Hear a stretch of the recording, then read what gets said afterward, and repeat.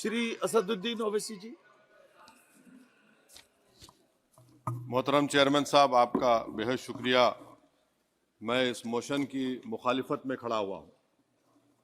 Sir, मैं शुरुआत में हबीब जालिब का एक शेर पढ़ना चाहता हूँ। आप उर्दू जानते हैं और लॉ मिनिस्टर भी उर्दू जानते हैं। हबीब जालिब ने कहा था कि हुक्मरान हो गए कमीने लोग, खाक में मिल गए नगीने लोग, हर मुहिब वतन जलील हुआ, रात का फासला तवील हुआ, आमिरों के गीत जो गाते रहे वही नामो दाद पाते रहे, रहजनों ने रेजनी की थी, रहजनों ने रेजनी की थी, रहबरों ने भी क्या कमी की थी। सर, मैं अभी सुन रहा था हमारे शिंदे ग्रुप के शिवसेना के पार्टी लीडर अपनी तकरीर कह रहे थे। कहा कि 6 दिसंबर में जब बाबरी मस्जिद को शहीद किया जा रहा था तो उस वक्त के वजीर आजम नरसिम्हा राव पूजा कर रहे थे।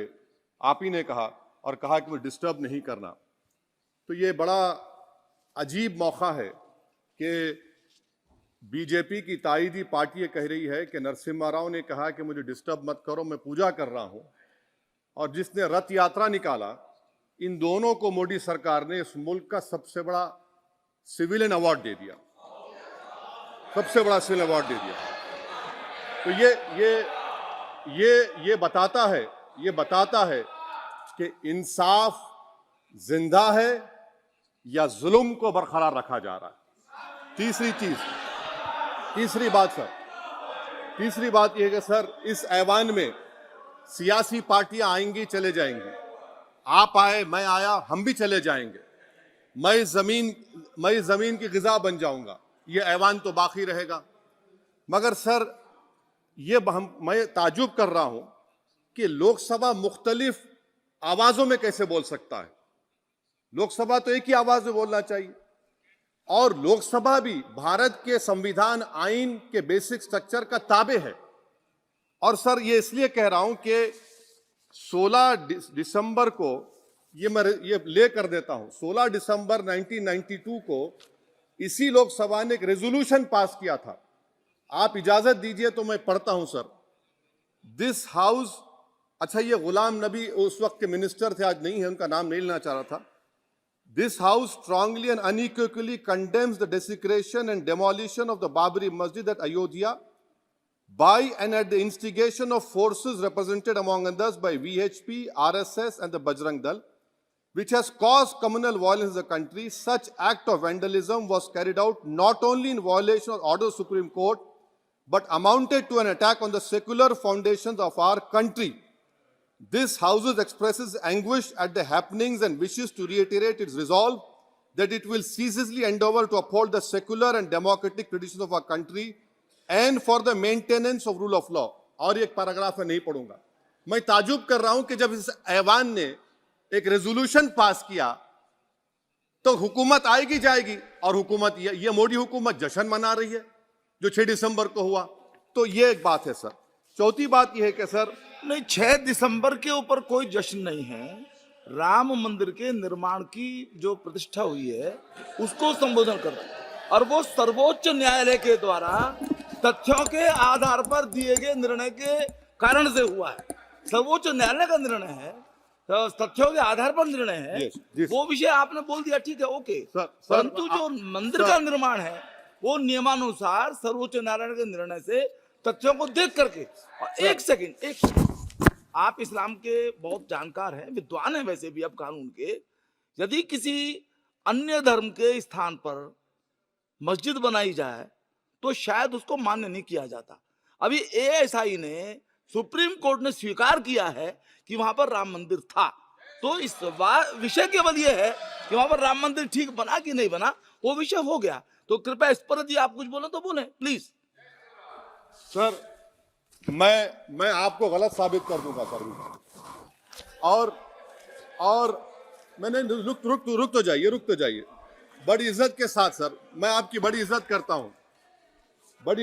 हूं सर। आपको मैं कोट कर रहा हूं सुप्रीम कोर्ट का जजमेंट, पैराग्राफ 1222 रोमन 17, उसमें लिखा गया है, the destruction of the mosque took place in breach of the order status को and the assurance given to this court, the destruction of the mosque and obliteration of Islamic structure was an egregious violation of the rule of law. Egregious का मतलब जो छोटी मोटी अंग्रेजी में आती है वो क्रिमिनल एक्ट कहा।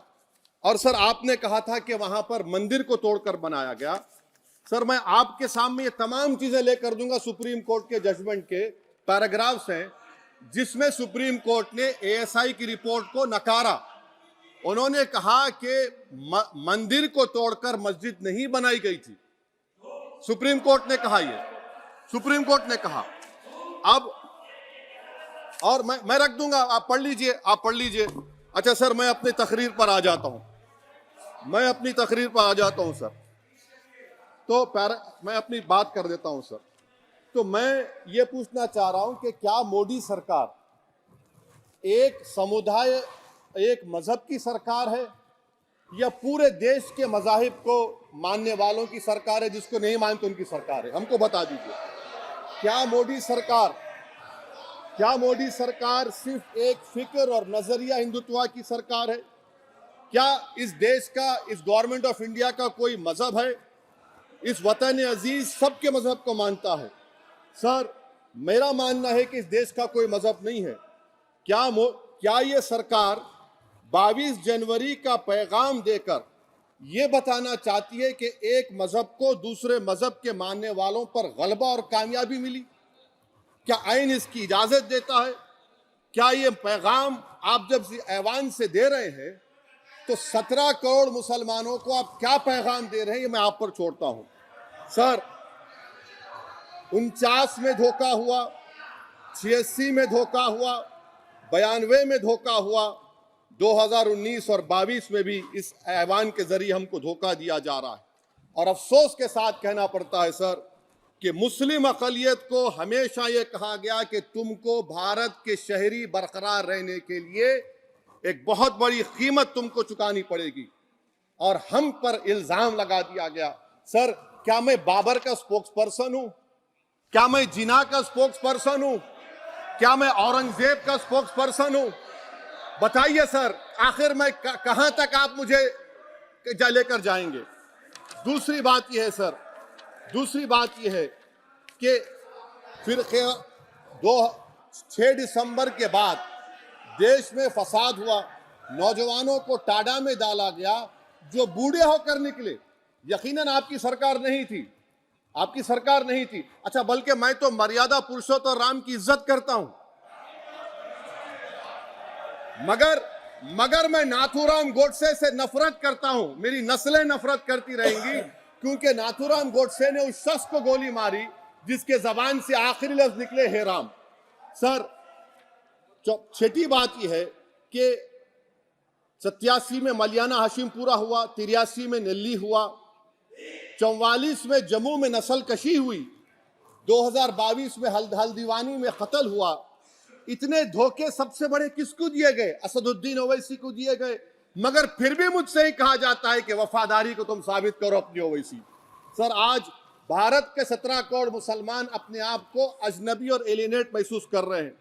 मैं बहुत बड़ी नाइंसाफी होती है, सर ये कोई तारीखी नाइंसाफी को इंसाफ नहीं किया जा रहा है। स्पीकर बल्कि सर, अंग्रेजी में स्पीकर सर केवल एक प्रश्न का जवाब ओवैसी साहब दे दें कि बाबर को वो आक्रमणकारी मानते हैं या नहीं मानते?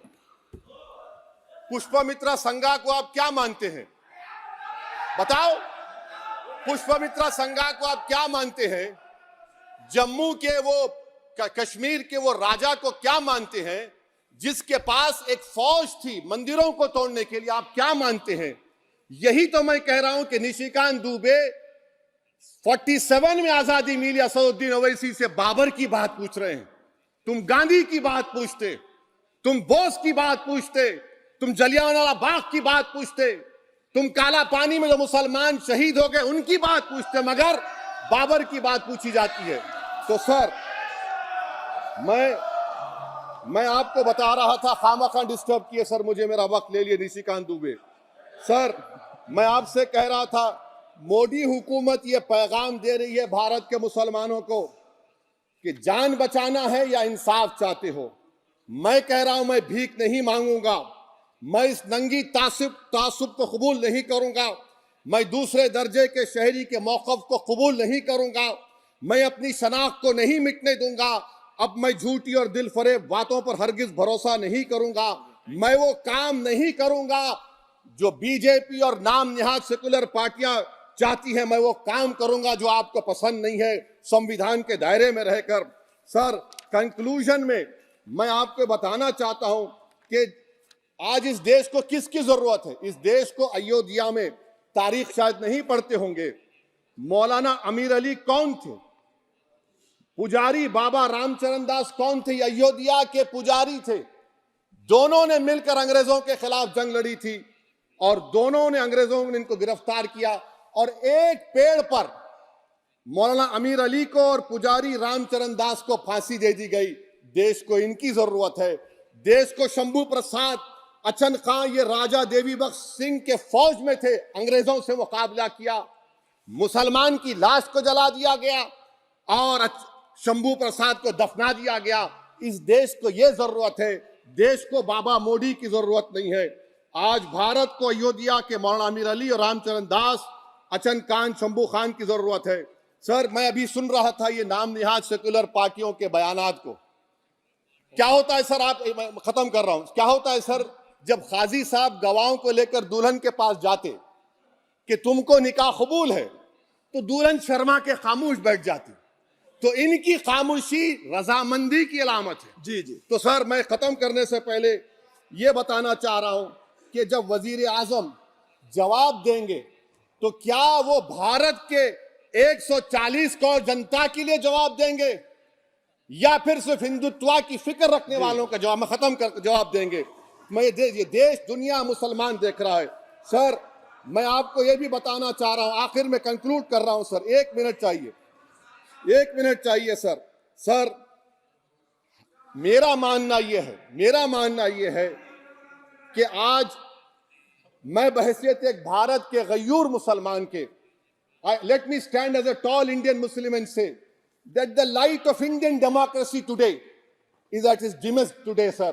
Sir, in conclusion, मेरी फिक्र में, मेरा ईमान मुझे कहता है कि जिस जगह पर मस्जिद थी, है और रहेगी, बाबरी मस्जिद है और रहेगी बाबरी मस्जिद। जिंदाबाद, जिंदाबाद, भारत जिंदाबाद, जय हिंद।